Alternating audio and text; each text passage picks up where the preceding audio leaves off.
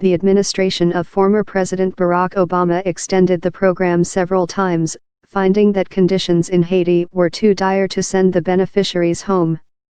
President Donald Trump's administration, after previously granting a 6-month extension, announced on Monday that it would end TPS for Haiti in July 2019.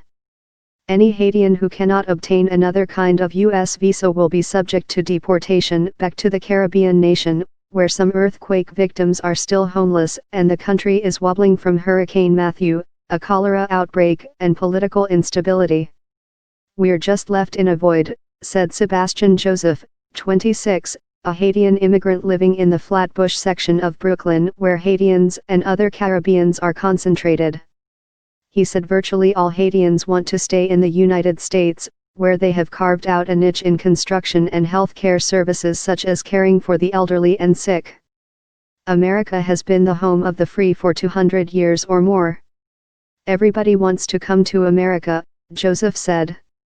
"A lot of people will go back to nothing."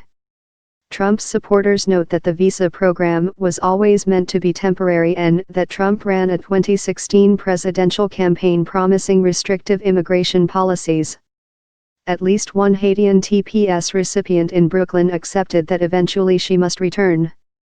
"If they say I have 18 months and that's it, I say thank God, and then I will go," said Margaret Etienne, who gave birth to a 3-year-old son here who is now a U.S. citizen. "It's my country.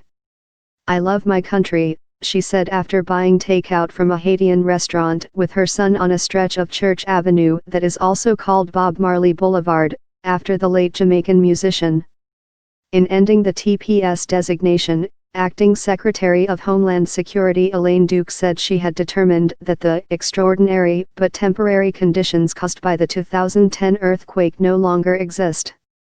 Some critics dispute that Haiti has recovered and question how Duke reached such a conclusion.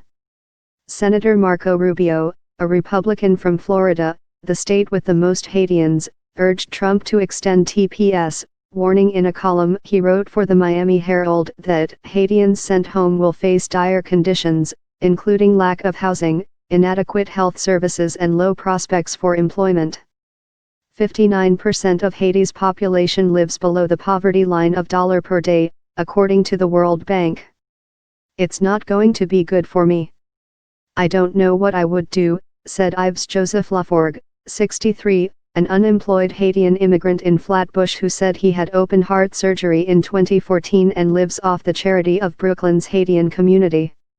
Still, he said he would have even less in Haiti. Haitian community leaders and pro-immigration politicians in New York on Tuesday pledged to pressure the Trump administration to extend TPS.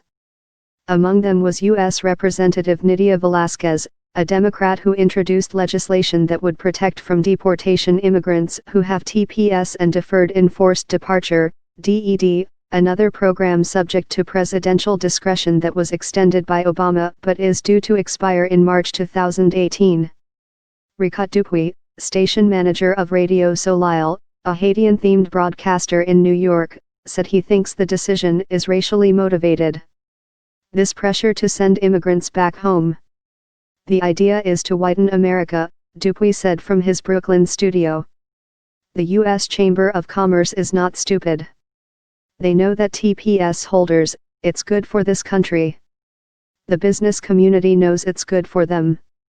And eventually they may have the last word."